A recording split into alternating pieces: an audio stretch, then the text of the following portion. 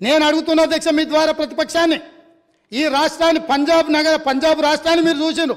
పంజాబ్ రాష్ట్రాన్ని ఈరోజు డ్రగ్స్ మహమ్మారి పట్టి పీడించడంతో ఈరోజు గ్రామాలలో పేద మహిళలు, ధనవంతులు శ్రీమంతులు కాదు, పేదలు భార్య తల్లి కూలికి పోయి సంపాదించిన డబ్బులో భర్తలను సోదరులను ఇవాళ డ్రగ్స్కి అలవాటు పడి బాధపడుతుంటే వాళ్ళకు అందులో సంపాదించిన కొంత డబ్బు పెట్టి డ్రగ్స్ కొని ఇచ్చే పరిస్థితి వచ్చింది.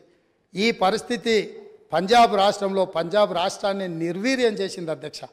పంజాబ్లో యంగ్ విడోస్ చిన్న వయసులోనే మహిళలు వితంతువులుగా మారుతుంటే డ్రగ్స్ బారిన పడి ఈరోజు చావులను మనం కల్లారో చూస్తుంటే, రాష్ట్రమే నిర్వీర్యం అయిపోతుంటే, యువత డ్రగ్స్ బారిలో పడి చచ్చిపోతుంటే, తెలంగాణ రాష్ట్రంలో పూర్తిగా కూకటి వేళ్లతో పెకిలించి వేయాల్సిన ఈ డ్రగ్స్ మహమ్మారి విషయంలో ఎందుకు విచారణలో ఈ ప్రభుత్వం ఆనాడు జాప్యం వహించింది, ఎందుకు నిర్లక్ష్యం వహించింది, ఎందుకు దీని మీద చర్యలు తీసుకోవడానికి నార్కటిక్ డిపార్ట్మెంట్కు, డిఆర్ఐ డిపార్ట్మెంట్కు, ఈడీ డిపార్ట్మెంట్కు ఎందుకు సంపూర్ణమైన సమాచారాన్ని ఇవ్వలేదని నేను అడుగుతున్నా అధ్యక్ష.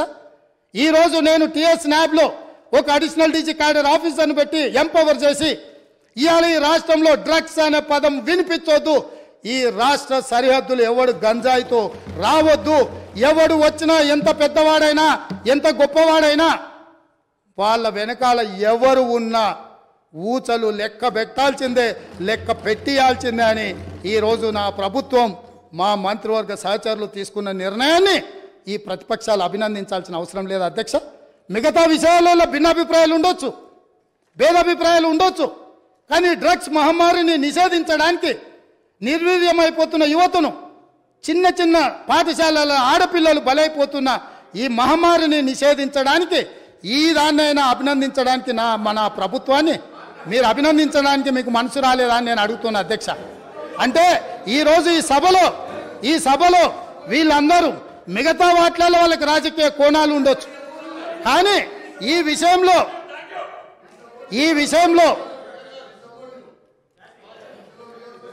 రన్నింగ్ కామెంట్ చేయకండి దయచేసి ప్లీజ్. సార్ పాపం తెలియక అట్లా అంటుండే, కానీ తర్వాత ఆయనకుండే బాధలు ఆయనకుంటాయి.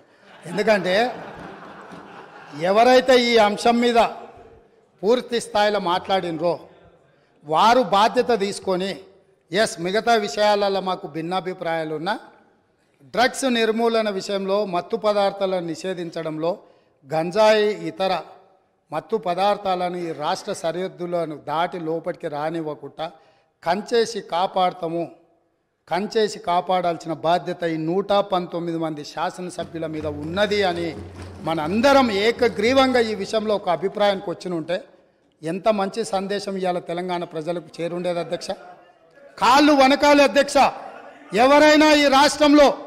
ఎవరైనా ఈ రాష్ట్రంలో గంజాయి కానీ, కొకైన్ కానీ, హెరాయిన్ కానీ ఇట్లాంటివి రకరకాల ఎన్నో పేర్లు, పేర్లు పలకడానికి కూడా నాకు రాదు అధ్యక్ష.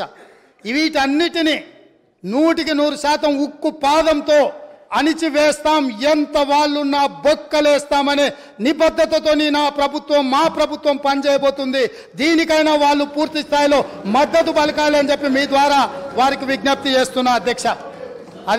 అదేవిధంగా అధ్యక్ష,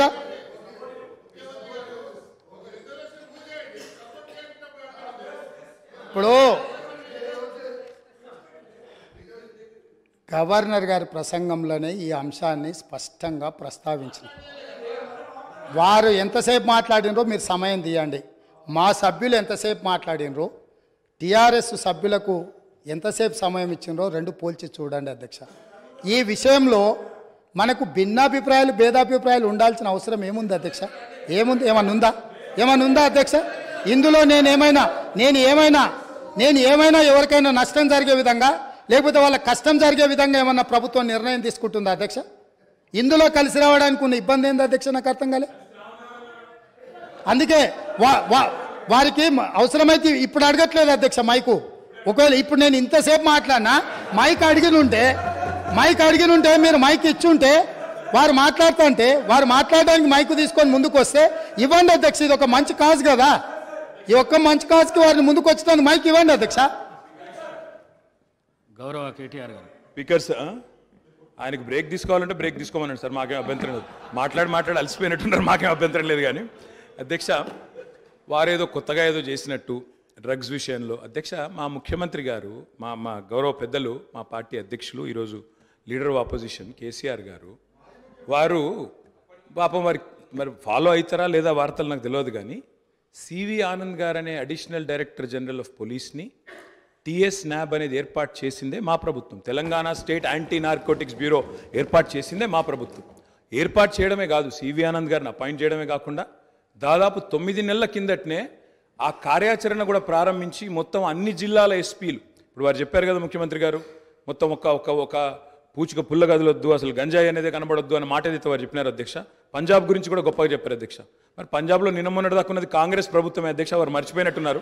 పంజాబ్ ఇవాళ మత్తులో మునిగిపోతోంది, యంగ్ విడోస్ అనేది అయితే మాట్లాడారో అక్కడ ఉన్నదంతా కాంగ్రెస్ ప్రభుత్వమే. ఉడతా పంజాబ్ అనే సినిమా వచ్చింది కూడా మీ కాంగ్రెస్ ప్రభుత్వంలోనే, అది కూడా తెలుసుకోండి అధ్యక్ష. భిన్నాభిప్రాయం ఉంది అన్నారు, ఎక్కడుంది అధ్యక్ష భిన్నాభిప్రాయం?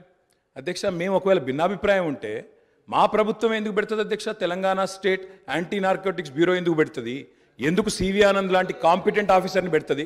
సరే మీరు తీసేసింది ఇలా ఆయన, అది వేరే విషయం, కానీ సివి ఆనంద్ లాంటి కాంపిటెంట్ ఆఫీసర్ని ఎందుకు పెడతాం అధ్యక్ష? ఇంకో మాట అధ్యక్ష, ఇట్లాంటి విషయాలు ఇప్పుడు ఈరోజు కాదు అధ్యక్ష, ఇట్లాంటి విషయాల్లో గౌరవ ముఖ్యమంత్రి గారు ఆనాడు కేసీఆర్ గారు మరి షీ టీమ్స్ పెట్టినా, రాష్ట్ర ప్రయోజనాలకు సంబంధించి ఏ అంశం పెట్టినా, ఈరోజు డ్రగ్స్ విషయంలో మీరు మాట్లాడినా 100% కాదు అధ్యక్ష, 1000% మా పార్టీ నుంచి పూర్తి సహకారం ఉంటుంది ఈ విషయంలో. వారికి కన్ఫ్యూజన్ అవసరం లేదు, వారికి ఇంకేమైనా అనుమానాలు ఉంటే కూడా నేను చెప్తా ఉన్నా. భిన్నాభిప్రాయాలు అన్నారు, మేము అభిప్రాయం చెప్తే కదా అధ్యక్ష భిన్నాభిప్రాయం ఉండడానికి, అది మేమే చెప్పినాము. మేమే మా ప్రభుత్వం ఉన్నప్పుడే ఏర్పాటు చేసిన సంస్థ, ఇవాళ మీరు క్రెడిట్ తీసుకుంటా అనుకోవచ్చు. మాట్లాడితే మేనేజ్మెంట్ కోట అంటారు అధ్యక్ష. అధ్యక్ష ఢిల్లీని మేనేజ్మెంట్ చేసి ముఖ్యమంత్రి పదవి తెచ్చుకున్న వ్యక్తి, ఢిల్లీని మేనేజ్ చేసి పీసీసీ పదవి తెచ్చుకున్న వ్యక్తి వాళ్ళ మేనేజ్మెంట్ కోట గురించి మాట్లాడితే అధ్యక్ష నేను అనలేదు అధ్యక్ష. ఇది కోమటిరెడ్డి వెంకటరెడ్డి గారు చెప్పినారు, పేమెంట్ కోట అని చెప్పినారు అధ్యక్ష. కాబట్టి ఇంకా ఆయన కూడా మాట్లాడితే బాగలేదు అధ్యక్ష, వారి సవరించుకో. అధ్యక్ష సభ్యుడికి ఇట్లయినా పరివర్తన వస్తుందేమని నేను అనుకున్నా. స్పష్టంగా ఒక అంశానికే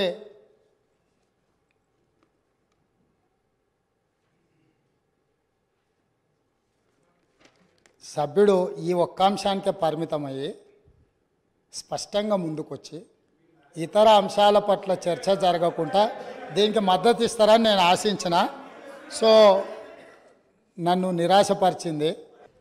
నేను నిజంగానే సిగ్గుపడుతున్నా సార్, ఎందుకంటే పంట బీమాకు రైతు బీమాకు తేడా తెలియని వ్యక్తి ముఖ్యమంత్రిగా ఉన్నందుకు నేను నిజంగానే సిగ్గుపడుతున్నాను సార్.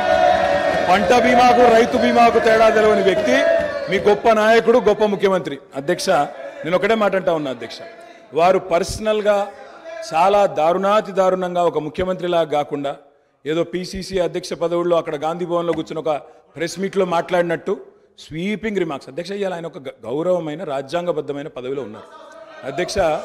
నేనేమంటా ఉన్నా అధ్యక్ష, చెప్పాలి, గుర్తు చేయాలి, ఆయన గుర్తులేదు. నేనేమంటున్నా అధ్యక్ష, నేరెళ్లలో ఏదో జరిగింది, శాండ్ మాఫియా అని ఇష్టం వచ్చినట్టు మాట్లాడుతున్నారు. నేను ఒకటే అడుగుతున్నా అధ్యక్ష, 2004 నుంచి 14 వరకు